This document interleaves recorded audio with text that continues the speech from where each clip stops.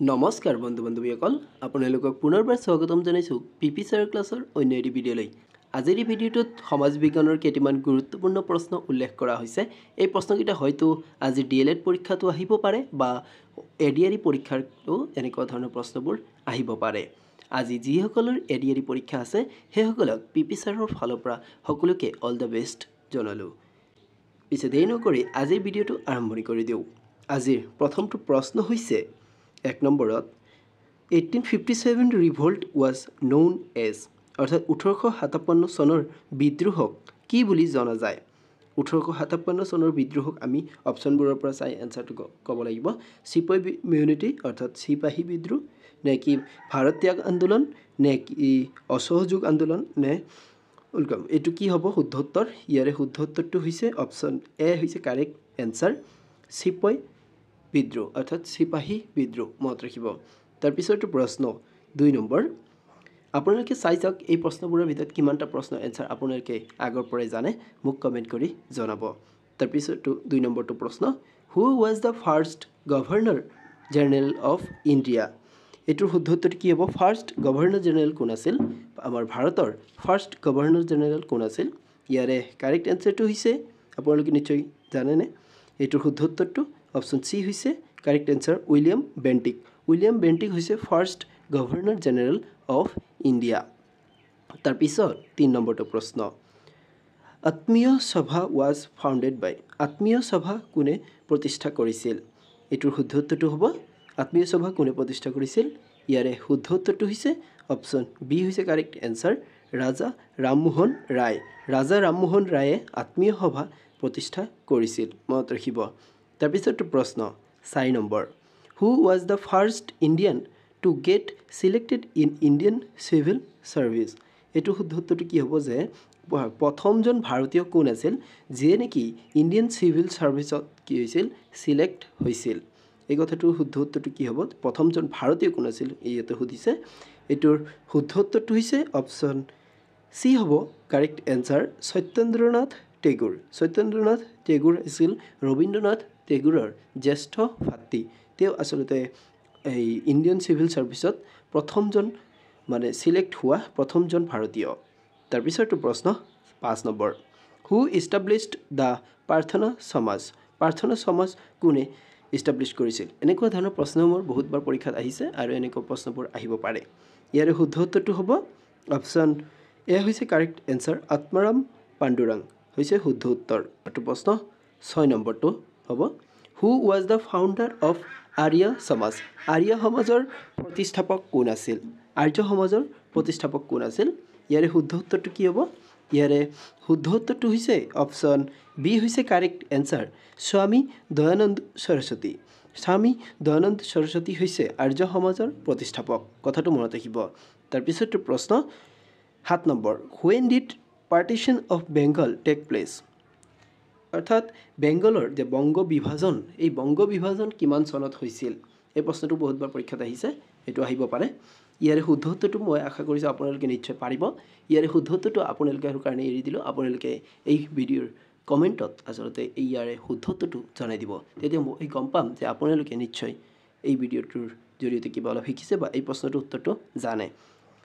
8 নম্বৰটো প্ৰশ্ন which person was also' known as the Deshbandhu. Deshbandhu বুলি কাক জনা যায়। দেশবন্ধু বুলি কাক জনা যায় পৰীক্ষাত আহিব পাৰে। এইটোৰ শুদ্ধ উত্তৰটো হ'ব অপশ্যন চিটো হৈছে correct answer Chittaranjan Das. Chittaranjan Das known as Deshbandhu আৰু যদি দেশ ভক্ত সোধে তেতিয়া হ'ব তৰুণৰাম ফুকন। এই কথাটো মনত ৰাখিব কোন আছিল দেশবন্ধু চিত্তৰঞ্জন দাস। তাৰপিছতো প্ৰশ্ন 9 number who was known as grand old man of India. এইটো শুদ্ধ উত্তৰটো কি হ'ব কাক grand old man of India বুলি জনা যায়। ইয়াৰে শুদ্ধ উত্তৰটো হৈছে অপশ্যন ডি হৈছে কাৰেক্ট এনসাৰ দাদাভাই নৌৰোজী। দাদাভাই নৌৰোজীক grand old man of India বুলি কোৱা হয়। তাৰপিছতো প্ৰশ্ন 10 number who was known as Punjab Kesari. Punjab Kesari বুলি কাক জনা যায়। ইয়াৰ শুদ্ধ উত্তৰটো হ'ব অপশ্যন এটো হৈছে কাৰেক্ট এনসাৰ লালা ৰাজপত ৰায়। লালা ৰাজপত ৰায়ক পাঞ্জাৱ কেশৰী বুলি জনা যায়।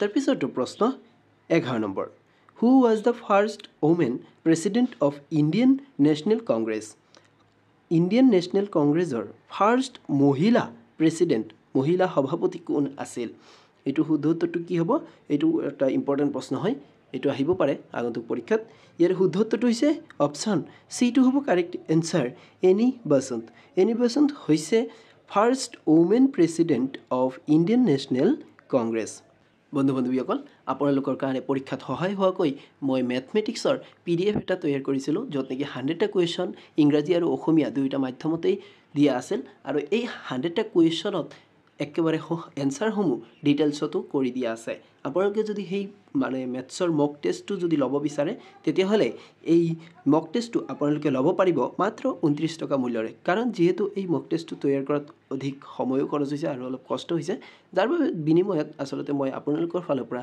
29 টকা মূল্য অলপ বিচাৰিছোঁ আপোনালোকে যদি ল'ব বিচাৰে তেতিয়াহ'লে হোৱাটছআপত এই নম্বৰটোত এটি মেছেজ দিব পাৰে আৰু তাতে সবিশেষ ডিটেইলছ পাই যাব আচলতে এই মক টেষ্টটোৰ জৰিয়তে বহুতেই আচলতে ভাল পাইছে আৰু তেওঁলোকে সেই মেথছটোৰ জৰিয়তে কিবা অলপ শিকিব পাৰিছে বুলি মোক মেছেজ কৰি জনাইছে যদি আপোনালোকে এতিয়ালৈকে লোৱা নাই আৰু ল'ব বিচাৰে তেতিয়াহ'লে হোৱাটছআপ নম্বৰটোত এটি মেছেজ দিব পাৰে তাৰপিছতো প্ৰশ্ন 12 number When was All India Muslim League formed?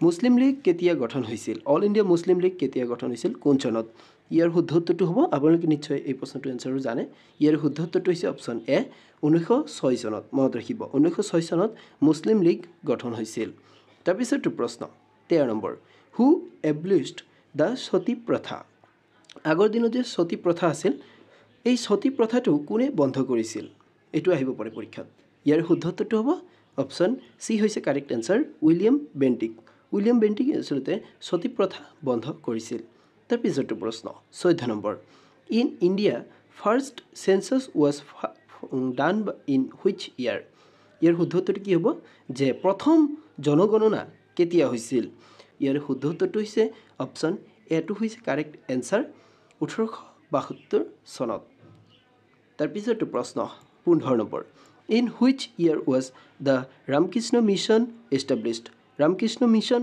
কিমান চনত প্ৰতিষ্ঠা হৈছিল এইটো আহিব পাৰে পৰীক্ষাত ইয়াৰ শুদ্ধ উত্তৰটো হ'ব অপশ্যন ডি হৈছে কাৰেক্ট এনচাৰ 1897 চনত ৰামকৃষ্ণ মিছন প্ৰতিষ্ঠা হৈছিল তাৰপিছৰটো প্ৰশ্ন 16 নম্বৰ in which year was India's capital shifted from Kolkata to Delhi কলকাতাৰ পৰা দিল্লীলৈ আচলতে আমাৰ ভাৰতৰ প্ৰথম যোনটো ৰাজধানী সেইটো আছিল কলকাতা ব্ৰিটিছসকলে কলকাতাতেই প্ৰথমতে আহি ৰাজত্ব কৰিছিল আৰু এই কলকাতাৰ পৰা দিল্লীলৈ কিমান চনত এই কেপিটেলটো শিফট হৈছিল এইটো প্ৰশ্নত সুধিছে কিমান চনত হ'ব ইয়াৰ শুদ্ধ উত্তৰটো হৈছে অপশ্যন বিটো হৈছে কাৰেক্ট এনচাৰ 1911 চনত ইণ্ডিয়াৰ কেপিটেল কলকাতাৰ পৰা দিল্লীলৈ শিফট কৰা হৈছিল তাৰপিছৰটো প্ৰশ্ন 17 number in which year British passed the Rowlatt act ব্ৰিটিছে কিমান চনত ৰাউলাট এক্ট কি কৰিছিল পাছ কৰিছিল মানে গৃহীত কৰিছিল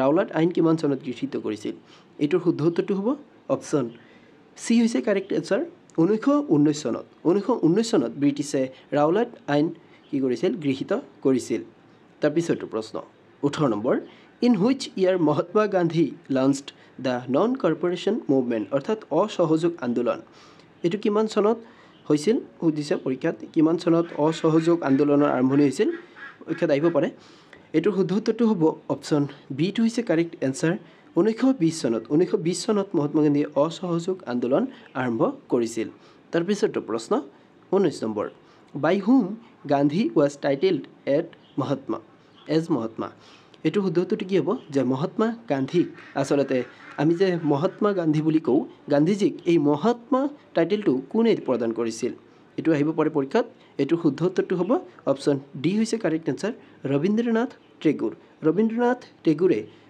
গান্ধীজীক মহাত্মা টাইটেলটো প্ৰদান কৰিছিল তাৰপিছৰটো প্ৰশ্ন 20 নম্বৰ হু ৰেইজড ইনকলাব জিন্দাবাদ শ্লোগান এইটো শ্লোগানৰ লগত জড়িত প্ৰশ্নসমূহ আহিব পাৰে পৰীক্ষাত ইনকলাব জিন্দাবাদ শ্লোগানটো কাৰ আছিল এই শ্লোগানটো আছিল আপোনালোকে নিশ্চয় গম পাইছে ইয়াৰ শুদ্ধ উত্তৰটো হৈছে অপশ্যন চি ভগত সিঙৰ আচলতে এই ইনকলাব জিন্দাবাদ শ্লোগানটো কৈছিল তেওঁক যেতিয়া ফাঁচি দিয়া হৈছিল তাৰ আগতে এই শ্লোগানটো তেওঁ কৈছিল তাৰ পিছৰটো প্ৰশ্ন 21 number who said Swaraj is my birth right and I will have it এইটো শুদ্ধ উত্তৰটো কি হ'ব যে স্বৰাজ মোৰ জন্মগত অধিকাৰ আৰু এইটো মই পামেই এই উক্তিটো আসলে কাৰ আছিল বা এই কথাষাৰ কোনে কৈছিল এইটো পৰীক্ষাত যোৱাবাৰ এডিআৰিত আহিছিল এইবাৰ আহিব পাৰে এইটো শুদ্ধ উত্তৰটো হৈছে অপশ্যন এটো হ'ব কাৰেক্ট আনসাৰ বাল গংগাধৰ তিলকে কৈছিল Swaraj is my birth right and I will have it মনত ৰাখিব তাৰ পিছৰটো প্ৰশ্ন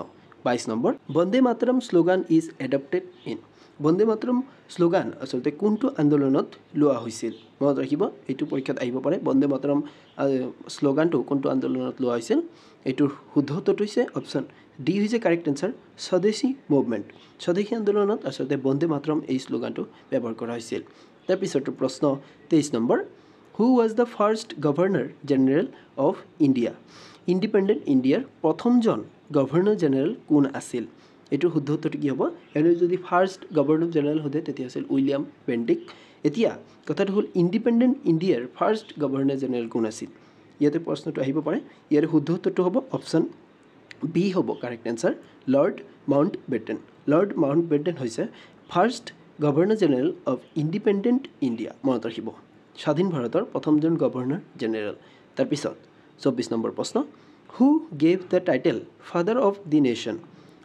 of the nation to Mahatma Gandhi আমি মহাত্মা গান্ধীক ক'লোঁ যে গান্ধীজীক মহাত্মা উপাধি দিছিল ৰবীন্দ্ৰনাথ ঠাকুৰে এতিয়া কৈছে এই মহাত্মা গান্ধীক ফাদাৰ অফ নেশ্যন বুলি কোনে কৈছিল আসলে জাতিৰ পিতা বুলি যে আমি জানো মহাত্মা গান্ধীক এই উপাধিটো আসলে কোনে দিছিল এইটো আহিব পাৰে পৰীক্ষাত এইটোৰ শুদ্ধ উত্তৰটো হ'ব অপশ্যন এটো হ'ব কাৰেক্ট আনসাৰ সুভাষ চন্দ্ৰ বোস হৈছে ইয়াৰে শুদ্ধ উত্তৰ তাৰপিছৰটো প্ৰশ্ন 25 number who composed the national anthem Jana Gana কোনে কম্প'জ কৰিছিল পৰীক্ষাত আহিব পাৰে আপোনালোকে নিশ্চয় এই প্ৰশ্নটো এনসাৰটো পাৰিব মই আশা ৰাখিছোঁ ইয়াৰ শুদ্ধ উত্তৰটো হৈছে অপশ্যন সি হৈছে কাৰেক্ট আনসাৰ ৰবীন্দ্ৰনাথ টেগোৰে জনগণ মন আমাৰ নেশ্যনেল এন্থম কি কৰিছিল কম্প'জ কৰিছিল মনত ৰাখিব তাৰপিছত বন্ধু বান্ধৱীসকল আপোনালোকে এই 25টাৰ ভিতৰত কিমানটা প্ৰশ্ন উত্তৰ নিজাকে আগৰ পৰাই জানে বা একেবাৰে সঠিককৈ কাৰেক্ট কৰিছে আপোনালোকে কমেণ্ট বক্সত জনাব ভিডিঅ'টো শেষলৈ চোৱাৰ বাবে ধন্যবাদ পুনৰবাৰ আপোনালোকক আজিৰ এই পৰীক্ষাৰ বাবে শুভেচ্ছা জ্ঞাপন কৰিলোঁ আৰু আজিৰ পৰীক্ষাৰ পাছত আহি আছে আপোনালোকৰ এডিআৰি পৰীক্ষা আৰু এডিআৰি পৰীক্ষাৰটো আমাৰ এই চেনেল আপোনালোকক সহায় কৰিব আপোনালোকে যদি আমাৰ এই চেনেলটো এতিয়ালৈকে ছাবস্ক্ৰাইব কৰি লয় তেতিয়া চেনেলটো ছাবস্ক্ৰাইব কৰি ল'ব আৰু আপোনালোকে যদি এতিয়াও ভিডিঅ'টো লাইক কৰা নাই তেতিয়াহ'লে ভিডিঅ'টো নিশ্চয় লাইক কৰিব আজিৰ বাবে এইখিনিয়ে পুনৰ লগ পাম নতুন এটি ভিডিঅ'ৰ জৰিয়তে ধন্যবাদ